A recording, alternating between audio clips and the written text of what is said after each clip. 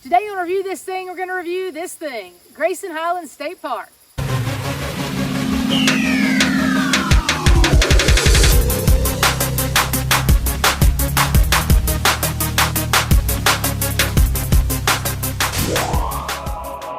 Before we do that though, it would help us out big time if you would click that subscribe button and that notification bell right there. Also, if you've been to Grayson Highlands and there's something else you think everybody should know, then please comment below and let them know.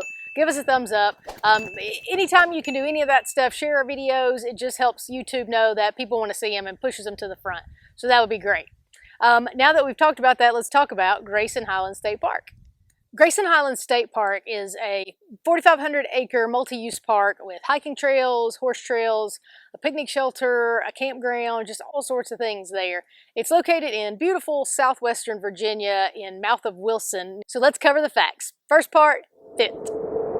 Fit may be a little bit of a weird thing to talk about with a state park, but if you've seen our Virginia Creeper Trail video, which the link is below, then you know that really we just want to talk about, does it fit what you're looking for? We visited the park in August, and so what we were looking for was a place that was going to be just beautiful, lots of scenery, tons of hiking to do, and much, much cooler than the 90 some odd degrees it was back home. And Grayson Highlands State Park definitely fit that bill for us. Most of the park is above 4,400 feet elevation. It's probably 10 to 20 degrees cooler there. So in August it was perfect. So, you know, in the sun it was still going to be warm, but in the shade and then just hanging out the breeze, it was absolutely perfect.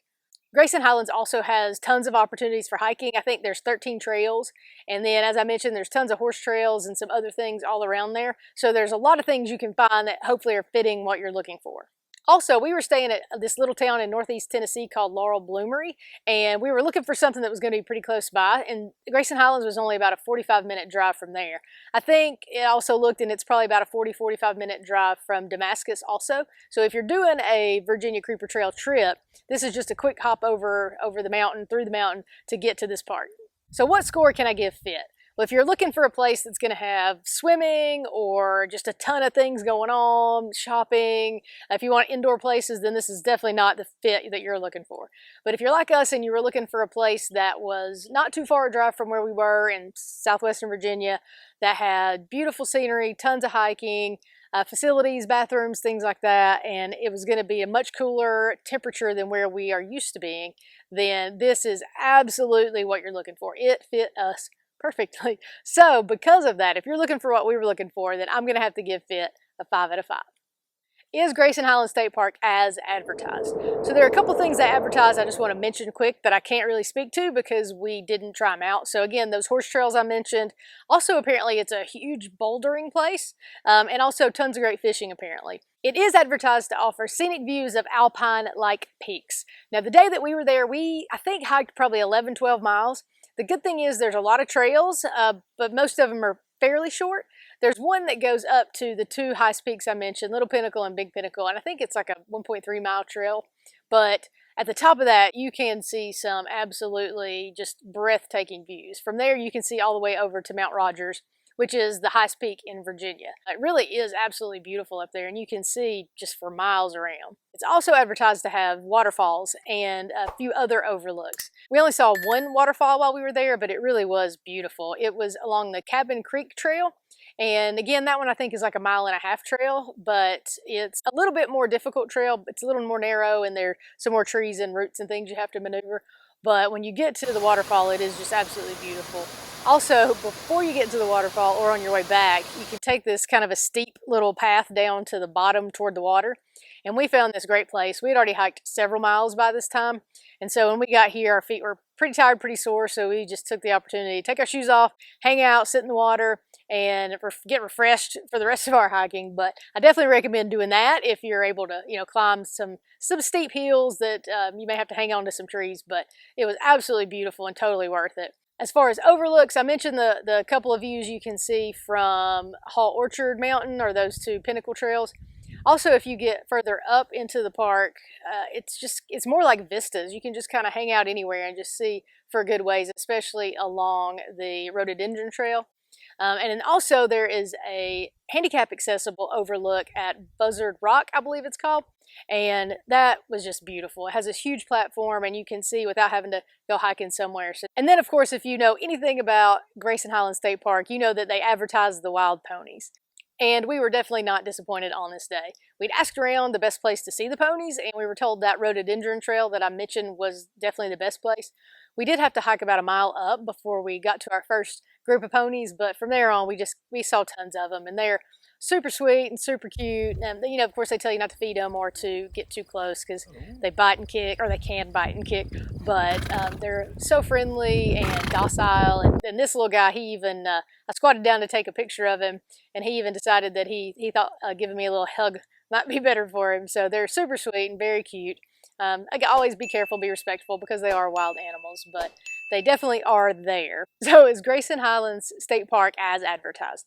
Absolutely, no doubt. Beautiful scenery, beautiful overlooks, waterfalls, great facilities, easy to get to, and of course the wild ponies. So because of that, we're going to give Grayson Highlands State Park, are they as advertised? 5 out of 5. Now on to construction and durability. So the first thing I want to talk about with construction and durability is the amount of facilities there. We definitely found there to be ample amount of facilities. So there's a visitor center where you can get information, talk to a ranger, get some maps. There's also bathrooms there. And then at various other places throughout the park, there are other bathrooms, but then they also have just the indoor pit toilets. So as long as you're okay using those, you can pretty much get to a bathroom anywhere. There aren't any restaurants or anything, so make sure you bring your own food, but that definitely wasn't a downside for us. As far as parking, too, we didn't have any trouble finding parking. It definitely wasn't crowded when we were there at all.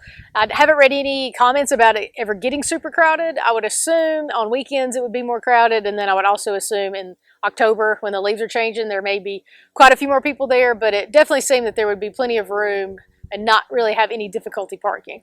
We also felt like all of the facilities were all very clean. Everything seemed to be well taken care of. Next, in terms of construction and durability, are the trails. And we also felt like those trails were very well maintained. They were definitely cleaned off, cleared off. Most of them were wide and easy to maneuver. They were very well marked with colored blazes that are also on the map that they provide, so you know which trail you're on, so you hopefully don't get lost. And then also the rhododendron trail that I mentioned a couple of times where the ponies were at Massey Gap is actually a pretty big trail most of the way. So it's wide open, fairly level. There's some steep spots, so you may have to do some incline-decline walking, but it's wide, flat, you can see a good way, so it really helps out with lots of different walking and hiking abilities. You'll have to walk probably a mile or so out and a mile or so back, but just know that it's not one of those trails you're going to have a climbing stick to get up the side of a mountain. So overall, in terms of construction and durability, we were very pleased. The trails were really nice and clear and well maintained. Some of them were very open, different ability levels covered, even that Buzzard Rock overlook where if you don't want to hike at all, you can still see some amazing views. Everything was clean and it wasn't too crowded. We had no trouble finding a place to park. So because of that, we're going to have to give construction and durability a 5 out of 5. Now on to testimonials and reviews. So I just checked out TripAdvisor to find the reviews that people had left. There were 315 reviews, and I believe like 88% of those were 5 out of 5, so that's awesome. But I also want you to know the negative comments people left. So in 2014, the park was closed for a couple of days and someone didn't like that. And then also in 2014, somebody was complaining about the campground. We didn't stay at the campground, and this really isn't a review of the campground, so that's kind of a moot point, but just know that was also in 2014. And then also in like 2013 and 2014, people had complaints about the map they were given. They said it wasn't very accurate, finding trailheads was confusing, and then that the distances were also incorrect.